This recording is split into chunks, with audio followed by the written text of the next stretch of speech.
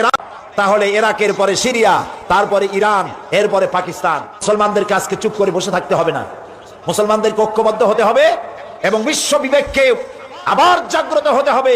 এই পশু শক্তির বিরুদ্ধে ইরাকের উপর থেকে দখলদার সৈন্য তাদেরকে উঠায় দেওয়ার জন্য সারা দুনিয়ার মানুষের চাপ সৃষ্টি করা এখনই প্রয়োজন।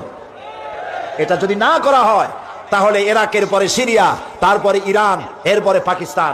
তার দৃষ্টিতে, আমেরিকার দৃষ্টিতে পৃথিবীর সব মুসলমানেরা সন্ত্রাসী, আর শ্যারন নাকি শান্তির পায়রা। শ্যারনের চিনছেন? শ্যারনকে ইসরায়েলের প্রধানমন্ত্রী, শ্যারন নাকি শান্তির পায়রা বলেছে কে?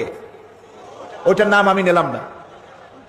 এ নাকি শান্তির পায়রা। তা আমি বলেছি শ্যারন যদি হয় শান্তির পায়রা, তাহলে বিশ্বে অশান্তির শকুন কে?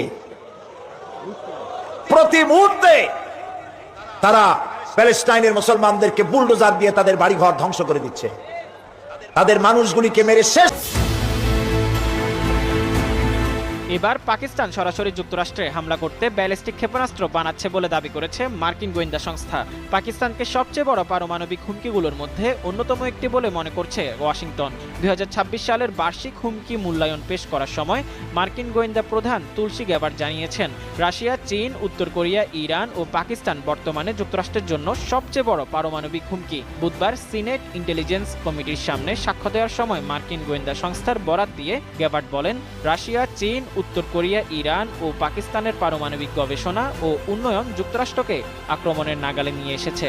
এছাড়া পাকিস্তানের বিষয়ে তিনি আইনসভার সদস্যদের বলেন, ইসলামাবাদ এবং ICBM বা আন্তঃমহাদেশীয় ব্যালিস্টিক ক্ষেপণাস্ত্র নিয়ে গবেষণা করছে, যা যুক্তরাষ্ট্রে আঘাত হানতে সক্ষম।